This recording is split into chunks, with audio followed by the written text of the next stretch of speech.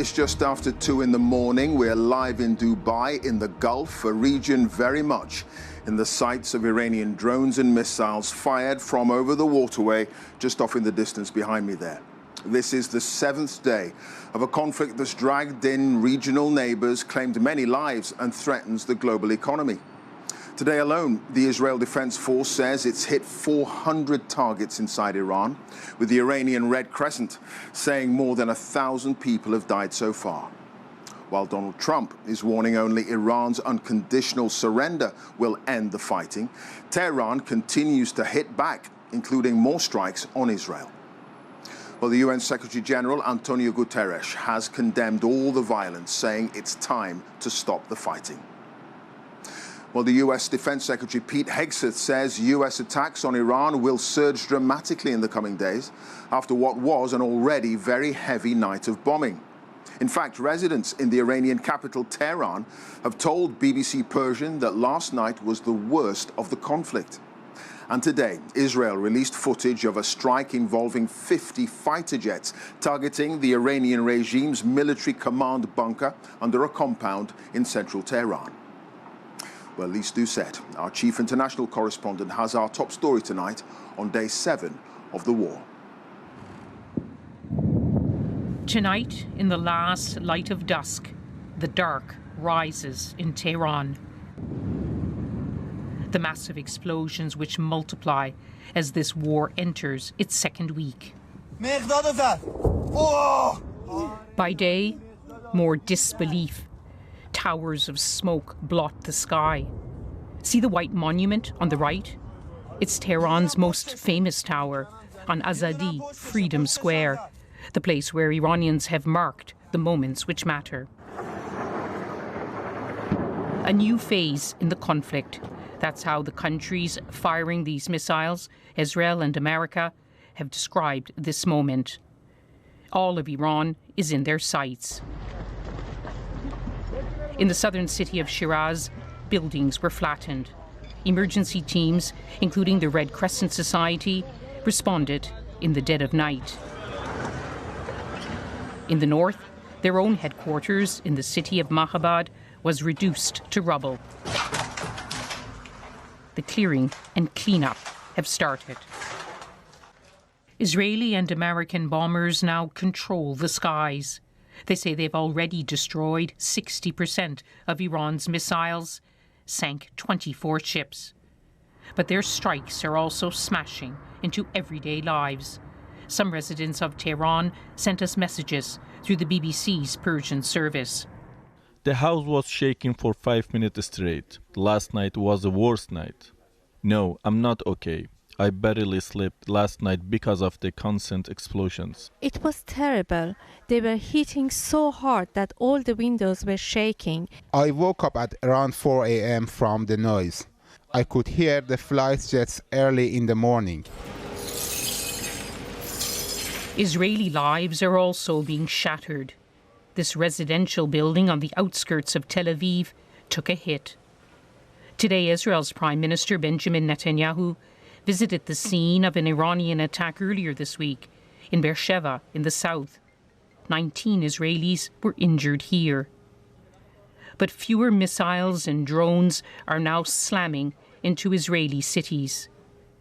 The President, Isaac Herzog, meeting the U.S. ambassador, hailed their coalition's success. I believe that the coalition that we are seeing now emanating in the Middle East is a force of good. This bunker, attacked for a second time today, was meant to protect Iran's supreme leader, Ayatollah Khamenei. He was killed in the very first salvos. But his clerical order hasn't collapsed. We have no option just to resist to the last bullet that we do have and to the last soldier that we do have. This is the very heroic, very nationalistic battle for us. After Friday prayers, the government's supporters braved the bombs in a show of defiance. President Trump is calling for their leaders' unconditional surrender. They're telling him, our fight goes on. Lise Doucette, BBC News. Well, a giant American bomber capable of carrying 24 cruise missiles has landed in the UK after the Pentagon warned of a surge in strikes on Iran. But when Donald Trump calls for unconditional surrender, what could that mean for the course of the war? Sarah Smith has more from Washington. The Commander-in-Chief welcomed an array of sporting executives to the White House today. He is committed to saving college sports as well as to defeating Iran. He posted on social media, "There will be no deal with Iran except unconditional surrender." Over the last 7 days, there have been confusing and contradictory messages about why the president chose to start this war and what the objectives are. He began by urging the people of Iran, via social media, to overthrow their government, to change the regime. I call upon all Iranian patriots who yearn for freedom to seize this moment, to be brave, be bold, be heroic, and take back your country. But President Trump's team and his supporters shudder at the mention of regime change. It sounds too much like Iraq and Afghanistan. The Defense Secretary insists this is a very different conflict. This is not a so-called regime change war, but the regime sure did change. Donald Trump has said consistently for years that Iran must never have a nuclear weapon. His own intelligence services say that prospect was about a decade away. An Iranian regime armed with long-range missiles and nuclear weapons would be an intolerable threat to the Middle East, but also to the American people. His Secretary of State was sent to Congress to brief lawmakers on what the administration wants to achieve in Iran. So two things, and two things can be true. Number one is our mission and our focus is the destruction of their ballistic missile capabilities and their ability to manufacture them, as well as the threat posed by their Navy to global shipping. That's the objective. That said, we would not mind, we would not be heartbroken, and we hope that the Iranian people can overthrow this government. An American B-1 bomber on its way to the Middle East, landing at RAF Fairford in Gloucestershire today, illustrates how the UK changed its stance on the war this week, reversing the original decision not to allow the US access to British bases. The US says it is about to move into a new phase of this conflict and that they will significantly escalate their attacks on Iran in the coming days. While at the same time, President Trump is insisting that he should have a personal say in who becomes the next supreme leader in Iran. He wants somebody who would do business with America, who would accede to his demands, basically, including giving up the country's nuclear program. The US did have several people in mind who they thought could take over in Tehran, but they say they have now all been killed in the Israeli and American airstrikes. Sarah, thank you. Sarah Smith, our North America editor there at the White House. Back here in the Middle East, in the past 24 hours, there have been more Iranian strikes on Gulf states. Here, the UAE says its air defenses have intercepted 9 ballistic missiles and 109 drones today alone. In Bahrain, more drones were shot down. And in Kuwait, a fire could be seen near a military base hosting US forces. Kuwait's defense ministry says 67 army personnel have been injured since the war began. Well, Anna Foster is live in the Qatari capital Doha for us tonight. Anna. Well, Clive, in the last hour, the military here says it shot down 9 drones today and another struck in an uninhabited area. And this morning, the Al Udeid Air Base, the biggest US military base in this whole region, was also targeted by Iran. And what that means is more national security alerts to mobile phones, warning people to take cover, and also a different warning of the global impact that the fighting is having. Today, Qatar's energy minister has said that oil and gas producers here in the Gulf region could shut down their exports within weeks, sending prices soaring. Tonight, Iran has denied that it's closed the critical Strait of Hormuz waterway, saying that it's only stopping tankers with US or Israeli connections. With more analysis on that, here's our economics editor, Faisal Islam. The full extent of attacks over the past few days on key energy and economic infrastructure in the Gulf is becoming clear. Here, Bahrain's key oil facility is hit. My God! And it's not the only Gulf nation. This is the view from the skies at what happened at one of Dubai's famous Palm Islands. Tankers ablaze too. And today, Qatar's energy minister warned that all Gulf energy exporters will have to cease exports in days, just as Qatar has done with its gas. The oil price shot up after he predicted it would surge to $150 a barrel, risking bringing down the economies of the world. If the war continues, then we will see production shut-ins, and that would mean a higher oil price, and that would essentially mean for the rest of the world weaker macroeconomic outlook and potentially higher inflation. So this is very serious. The main issue is still the inability to guarantee safety of oil and gas tankers, the red triangles here, through the Straits of Hormuz. The flow of these and other ships too has stopped almost entirely, and now the oil price, which had reacted calmly at first, has started to rise significantly. But other products of the sector, such as fertilisers and jet fuel, have seen difficult spikes in prices too, illustrating the potential widespread inflationary impacts.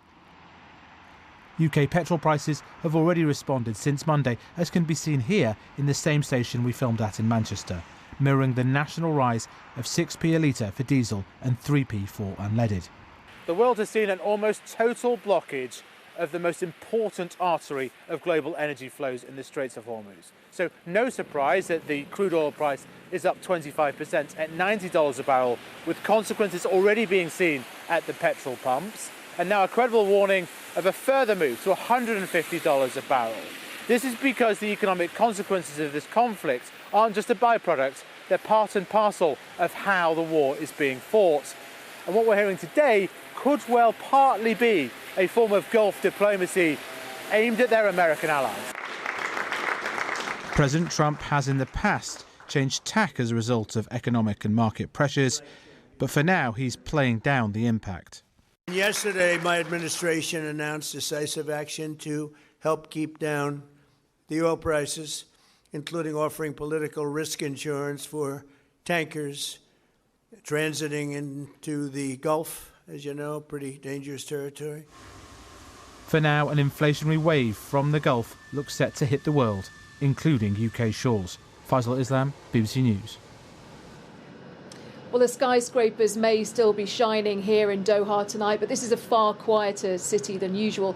Qatar has suspended all public entertainment and all gatherings while the drone and missile threat from Iran remains high. That is why the country's airspace is still largely closed as well. We've heard in the last hour that a limited number of evacuation and cargo flights will be allowed to leave. And diplomatic sources here tell me that they are pushing for a ceasefire, and they are hoping, Clive, that they don't get drawn into an offensive campaign that would widen this war even further. All right, Anna, thank you. Anna Foster there reporting from Doha.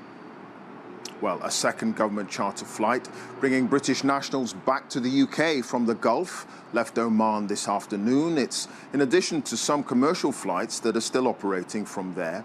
Air traffic is limited over much of the Middle East, with Downing Street saying more than 160,000 British nationals have now registered their presence with the Foreign Office in the region.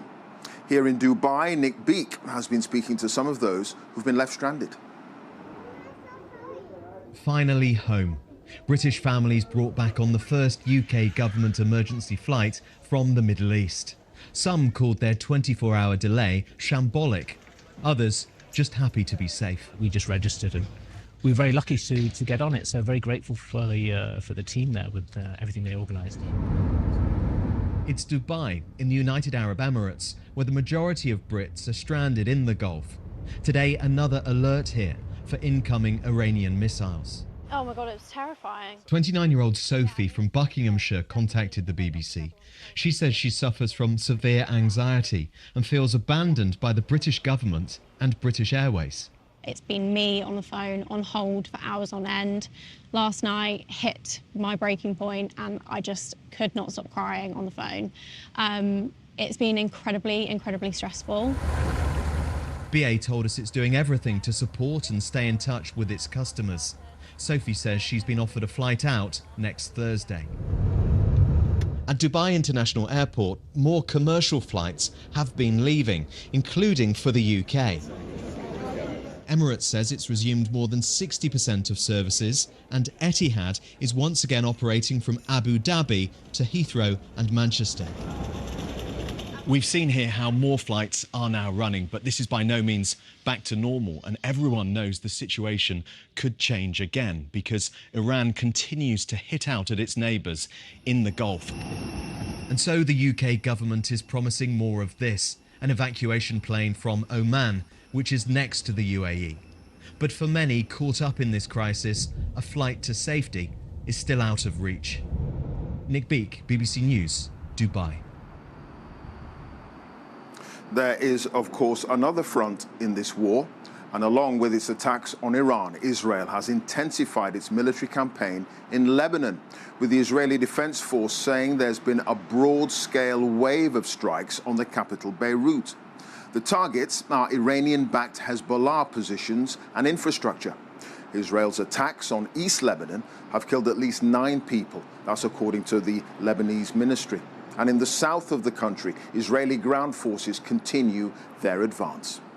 In a moment, we'll hear from Lucy Williamson, who's close to the Lebanon border in northern Israel. But first, here's Wira Davis in Beirut. In a public square dedicated to the victims of previous wars, families made homeless by Israel's bombing sleep and eat in the open. They and thousands of others were told by Israel to leave their homes in southern Beirut in an unprecedented mass evacuation order.